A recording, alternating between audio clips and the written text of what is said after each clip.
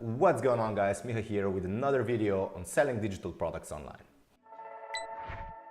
So let's jump right into it. When you basically decide that you want to sell, digital products that you create, you have a lot of options. Like the digital product industry, where people can basically buy and download assets for different kind of creative work, is really huge, and there is a lot of competition, and there are also a lot of marketplaces out there where people can upload their assets or the things that they've created, and other people can download them and use them in their projects. So before we actually decide what kind of products that we want to create and sell and where we want to sell them, it's a good idea to get a bit of an overview of the whole digital product scene or the whole digital product industry, especially if you're a creative professional. So let's jump right into it. You've probably heard about the Enviro market, and maybe you've even tried to sell some of your projects or some of your assets on the Enviro market. And if we just take a quick overview of the Enviro market, you can see that they have a lot of stuff that is sold over here.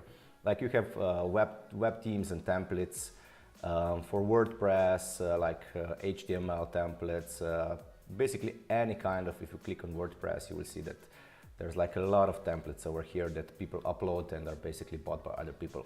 So you also can sell code. For example, if you know how to code, you can create some WordPress code or some code for e-commerce and just sell those lines of code that other people can use and are willing to pay for them. And also you've got the option for video, that's for stock video or for After Effects templates, for example. You also have audio, audio tracks and sound effects and stuff like that, and graphics like logos, fonts. View the more feature items. Yeah, if you take a look at the featured items, you can see that there's a lot of things that you can actually buy and sell online in the creative industry. Okay, this is also Enviro. Okay, let's take a look at. Okay, and also if we take a broader look at the Enviro market, they have Team Forest, Code Canyon, Video Hive, Audio Jungle, Graphic Reader for graphics, and basically they also have 3D models and Photo Dune for photos. So the whole digital product industry is really huge, and it's growing every day. There are more and more people uploading every day, and other people buying those assets. So for example, another is okay, this is just code. Another example of a marketplace is the Unreal Engine marketplace, where people sell pre-made ready-to-use projects for Unreal Engine that game developers or enthusiasts can use to basically create their games much easier. Or there are also assets for visualization, like for architects and stuff like that. Evermotion is really popular. If we go to the Evermotion shop, for example, you can see that there are a lot of 3D scenes, completed 3D scenes over here. There are bundles, there are HDRI maps, and any kind of assets that people can basically use in their projects. You also have the Unity store. This one is really popular because there are a lot of developers using Unity to create mobile apps and indie games and even commercial games and stuff like that. And there's a boatload of digital assets out there that you can sell. So if we just take a look at the complete industry, it's growing, and it's not going anywhere. There are a lot of these marketplaces, and people are uploading here, and it's really huge. Digital product industry is amazing because it's actually really easy to upload something and just earn money with it, because when people download your project or your assets, you just get paid through PayPal or any kind of payment processor that you use, and it's basically passive income. So it's a really amazing business model to use. But there is a lot of competition. These marketplaces are huge, and to compete here, you have to have really good assets. or you have to have really good marketing. Like it's basically similar to working on Freelancer or UpWork, as I've discussed in my previous videos. You have a lot of competition, and you really need to get noticed to get like a lot of downloads on your digital products and basically or the assets that you've created. You need to have like marketing channels to drive traffic to your exact template or graphic that you're selling on Envato, so you can actually get some downloads probably.